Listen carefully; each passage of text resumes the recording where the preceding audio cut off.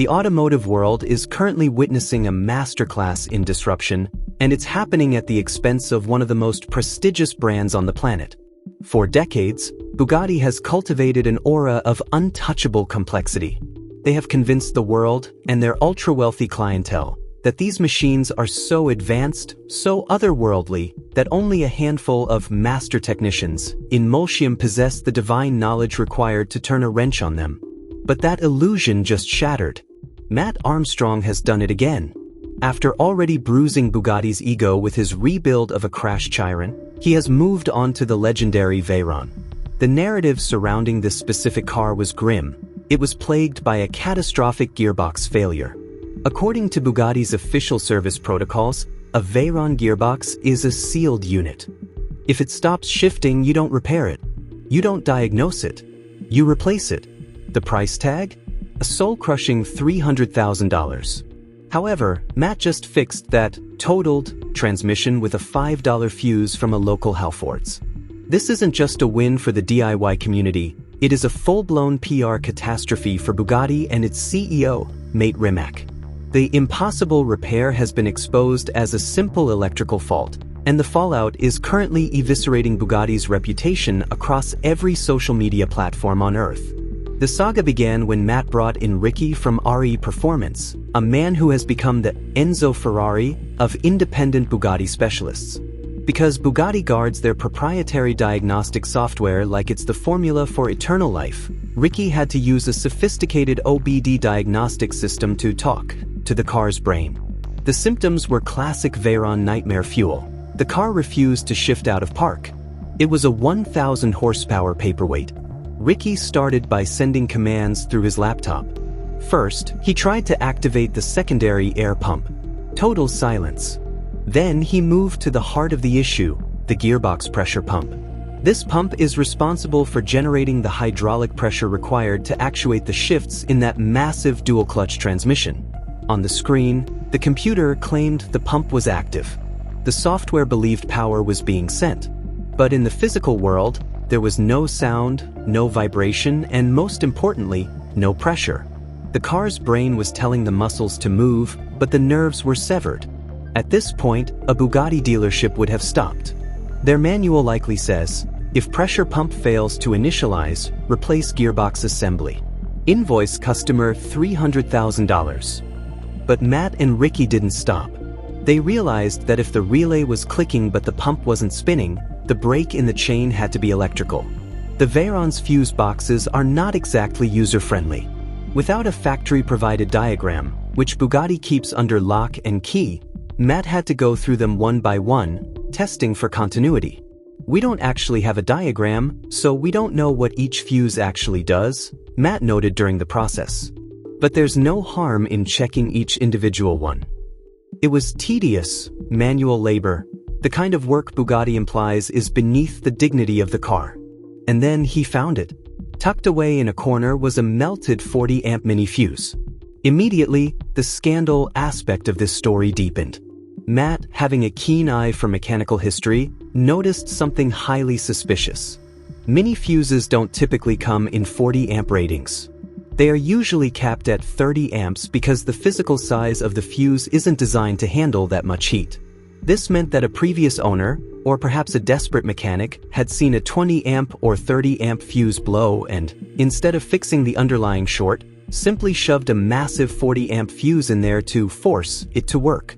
This is the automotive equivalent of replacing a fire alarm with a piece of tape so you don't have to hear the beeping. It was a dangerous, lazy fix that had finally failed, leaving the fuse a charred, melted husk of plastic. To ensure they weren't about to blow up the entire car, Matt and his team performed a bypass test. They manually supplied 12 volts of power directly to the circuit.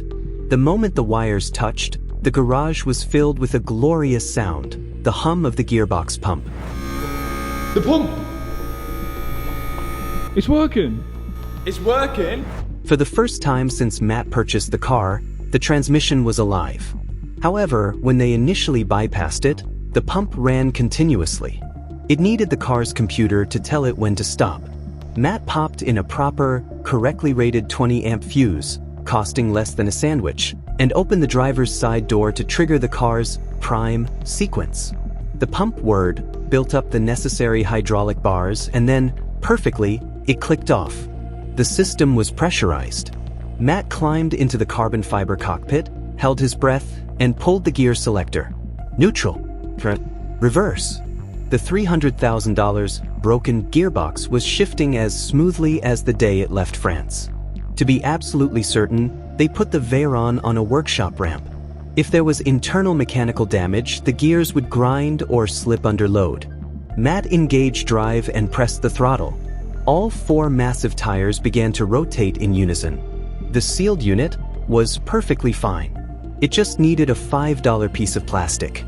As soon as the video hit the internet, the backlash against Bugatti was instantaneous and ferocious. The comments section became a graveyard for Bugatti's prestige. The focal point of the internet's ire is Mate Rimac, the CEO of Bugatti Rimac. Rimac has been vocal in the past about protecting the brand by ensuring only authorized personnel touch these cars. He has framed this as a matter of safety and maintaining the integrity of the engineering. The fans aren't buying it anymore. One comment, which garnered over 26,000 likes, summed up the situation perfectly. You can't fix a Bugatti yourself. Matt, I'll fix 2 then. Another user pointed out the sheer tragedy of the car's history. The guy who allowed this car to get repossessed is currently crying himself to sleep. He likely gave up his dream car because he was told it needed a $300,000 repair he couldn't afford, and Matt fixed it with a fuse. The mockery didn't stop there. The community began parodying the highbrow, gatekeeping language often used by luxury brands. You cannot change a fuse in a garage. You need specially trained personnel, of which we only have a few. It is not safe. You must bring it to Molsheim via private jet. This goes far beyond one lucky break for a YouTuber. Matt Armstrong has inadvertently exposed a systemic flaw in the hypercar business model. Bugatti's sealed unit policy is officially justified as a way to ensure factory-grade reliability. They claim that because the car can do 250 plus mph, they cannot risk a technician repairing a single gear or a pump. The whole thing must be replaced to guarantee safety.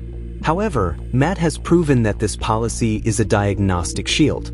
By refusing to let technicians or owners look inside the sealed components, Bugatti creates a scenario where a simple $5 electrical fault is indistinguishable from a total mechanical meltdown. Think about the implications.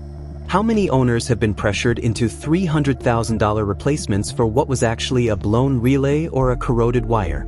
How many Bugattis have been sold at auction for pennies on the dollar because they were labeled as having gearbox issues, essentially writing the car off for anyone who isn't a billionaire? In an era where right to repair is becoming a global legal standard, Bugatti is acting as the ultimate villain, forcing the disposal of perfectly good, massive mechanical assemblies over minor component failures. The ripples of Matt's discovery are already hitting other high-profile owners. Fellow YouTuber Mark McCann famously owns a Veyron with, you guessed it, a broken gearbox. He has been staring down the same $300,000 barrel that Matt just dodged. The entire automotive community is now screaming for Mark to check his fuse box. There is a very high statistical probability that Mark's car isn't broken at all. It's just suffering from the same aging electrical components that plague every other Volkswagen Group product from that era. If Mark fixes his car for $5, the narrative moves from Matt got lucky to Bugatti is actively exploiting its customers. Mate Rimac is in a tough spot. He inherited the Veyron's legacy, but he is the face of the brand's current anti-repair stance.